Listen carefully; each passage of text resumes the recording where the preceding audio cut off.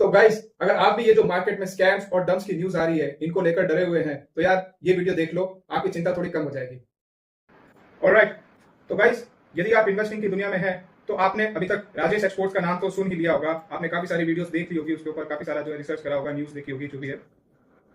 तो मोटा-मोटी तो आपको पता ही हुआ होगा यार कि इसमें क्या हुआ है। तो राजेश एक्सपोर्ट्स में सिंपली देखा जाए तो रेवेन्यू उन्होंने इन्फ्लेट करा था। इस इन्फ्लेटेड रेवेन्यू के बेस पे उन्होंने मार्केट से बहुत सारा पैसा उठाया और अब जो है वो जो पैसा लोगों का है, वो वहाँ पर फँस चुका है।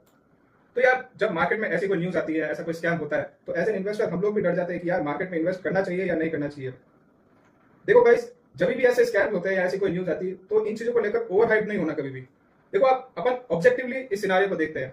ये स्टॉक मार्केट की हिस्ट्री का बहुत बड़ा स्कैम है, लेकिन ये कोई पहला स्कैम नहीं है। इनफैक्ट ये कोई आखिरी स्कैम भी नहीं है। अभी जिस लेवल पे स्टॉक मार्केट में ट्रांजैक्शन होती है, जिस स्पीड से होती है, जिस वॉल्यूम में होती है, तो ऐसे स्कैम्स ऑलमोस्ट इनएविटेबल है, क्योंकि यार हर रोज नए नए आईपीओ आते हैं। अब इन्वेस्टर के पास इतना टाइम थोड़ी है कि यार हर एक कंपनी का इंडिविजुअली अलग अलग फंडामेंटल एनालिसिस करेंगे ये सब। तो गाइस, ऐसी गलतियां होना ऑलमोस्ट इनएविटेबल है। अगर एलआईसी जैसा बड़ा फंड गलती कर सकता है, तो यार हम जैसे छोटे इन्वेस्टर गलती क्यों नहीं कर सकते इसमें। और पहली बात तो, हम जब रिस्की एसेट्स में पैसा डालते हैं, जैसे कि ये राजेश एक्सपोर्ट्स का स्टॉक था, तो हम ये सोच कर नहीं डालते कि यार हम अपना सारा पैसा डाल देते हैं इसमें, पैसा ही पैसा होगा अपने पास। ऑब्वियसली हम उसके रिस्क को एसेस करके हम पैसा डिसाइड करते हैं कि यार इसमें हम कितना पैसा डालेंगे। अगर ज्यादा रिस्क है तो हम कम पोर्शन ऑफ पैसा डालते हैं, हम उतना ही पैसा डालते हैं जितना कि हम लूज करना अफोर्ड कर सकते हैं। तो अगर आप इन्वेस्ट करते हैं और अगर आपको इन चीजों से डर लगता है, तो यार मैं एक चीज बता दूं आपको कि अगर आपको अपना पैसा रिस्क फ्री रेट से ज्यादा ग्रो करना है, तो ब्रो बिना रिस्क लिए आप नहीं कर सकते। आप स्टॉक मार्केट छोड़ो, आप दुनिया के किसी भी मार्केट में चले जाओ, आप बिना रिस्क लिए अपना पैसा ग्रो नहीं कर सकते। और ये रिस्क, ऐसे रिस्क होते हैं मार्केट में, इसीलिए हम लोग डाइवर्सिफिकेशन और एनालिसिस इन सब चीजों की बात करते हैं।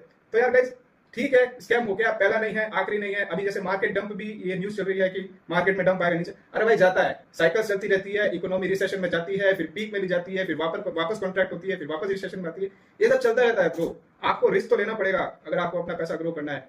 और सही अप्रोच ये है कि ये जो शॉर्ट टर्म फ्लक्चुएशंस है, इनसे हम परेशान नहीं हो। हम अपना जो व्यू है वो लॉन्ग टर्म लेकर चले, ज्यादा से ज्यादा कंपनीज को एनालाइज करें, ज्यादा से ज्यादा अपना जो इन्वेस्टमेंट है उसको डाइवर्सिफाई करें। सिर्फ एक एसेट क्लास में नहीं फंस जाए, और एक एसेट क्लास यदि चूज भी कर लिया है तो उस एसेट क्लास के कोई एक पर्टिकुलर एसेट में नहीं फंस जाए। हमें सब कंपनीज का ध्यान रखना है, सारे एसेट्स का ध्यान रखना है, सारे एसेट क्लासेस का ध्यान रखना है। और सबसे इंपॉर्टेंट यार देखो, एज अ शेयर होल्डर ये हमारी भी रिस्पॉन्सिबिलिटी है कि जिन कंपनीज में हम इन्वेस्ट कर रहे हैं उनसे इंफॉर्मेशन की डिमांड करें, उनको डिसिप्लिन करें, ताकि ये जो इंफॉर्मेशन एसिमेट्री है between company and it's investors, ये कम हो सके।